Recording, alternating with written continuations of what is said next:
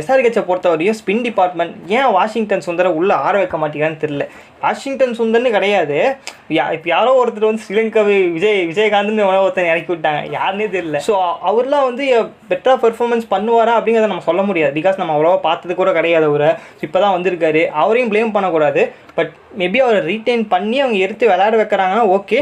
But அதுக்கேற்ற பெர்ஃபார்மன்ஸை அவர் கொடுத்துட்டாருன்னா okay. But maybe வரல அப்படின்னா பொழந்துட்டாங்கன்னா அவரை.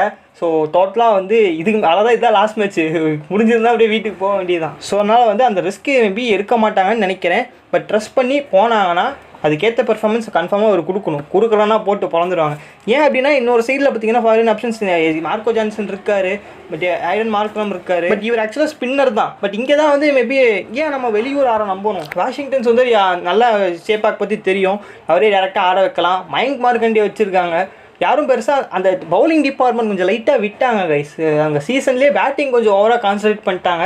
அதை தாண்டி ஒரு நிறைய மேட்சஸ்லாம் வந்து உனாட்கட்டு, பேட் கமின்ஸு, நட்ராஜன், அப்புறம் வேறு யாராவது யாரோ ஒரு பேரை விட்டேன் கைஸ், புவனேஸ்வர் குமார். ஐயோ உங்களே விட்டேன். ஸோ 4 பவுலிங் ஆப்ஷன்ஸ் வச்சே பார்த்தீங்கன்னா டிபெண்ட் ஆகி போயிட்டு இருந்தாங்க ஒரு காலகட்டத்தில். அப்புறம் தான் வந்து உனாட்கட்டை கொஞ்சம் வந்து வெஸ்ட் பண்ணி ஸ்பின்னர்ஸை யாராவது உள்ளே கொண்டு வரலாம்னு சொல்லிங்க, ஸ்பின்னர்ஸை மாற்றி கொண்டு வந்தாங்க. எதுவுமே அது சூட் ஆகலை. ஸ்பின் டிபார்ட்மெண்ட்டில் கொஞ்சம் வந்து மிடில் ஓவர்ஸ் லைட்டாக வந்து விட்டாங்க.